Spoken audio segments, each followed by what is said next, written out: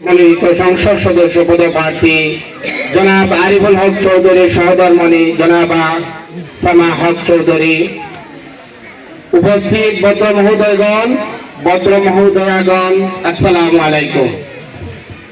আমি কি বলবো, এর সমাবেত হওয়ার উদ্দেশ্য আমার আগামী নির্বাচন 12 তারিখে আমরা সব ভোট কেন্দ্র যাইতাম, দানের শেষে এক একটা ভোট দিতাম। দানের শেষে ভোট দিলে কি হইব, আর না দিলে কি হইব? না দিলে আমরা শুধু একজন সংসদ সদস্য পাইব, আর দানের শেষে ভোট দিয়ে যদি আমরা আরিফ ভাইকে জয়যুক্ত করতাম পারি, সংসদ সদস্য পাশাপাশি আমরা একজন মন্ত্রী পাইব।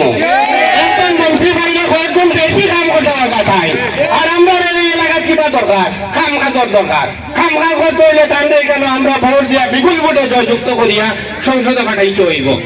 আর আরেকটা কথা, আমরা যদি খালি হই এই গ্রাম সারা আমরা দানব শিশুর মানুষ, এইখান হইয়া মনোতৃপ্তি নেওয়া বইয়া থাকলে চলতে নাই।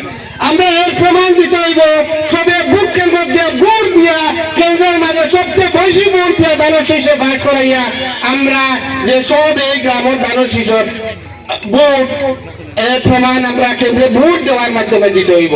এটাই আমার মা বোনের কাছে একটা অনুরোধ থাকবো, আপনারা 12 তারিখ সকালে ফজরের নামাজের পর ভোট আপনাদের ছেলে সন্তান স্বামী সবাই রে খাওয়া দাওয়া চা নাস্তা করাইয়া ভোট কেন্দ্র ফাটানির পাশাপাশি আপনারাও সকাল সকাল ভোট কেন্দ্র গিয়া ভোটটা দিবা দানব শিশু মার্কায়। আর আমরা যদি দানের শেষে ভোট দিতে ভুল করি, আমরা প্রতিপক্ষ যারা আছে তারা দেখবারে খুব সকাল দিয়া ভোট কেন্দ্র লম্বা ভোটের জনজট লাগিয়ে আছে।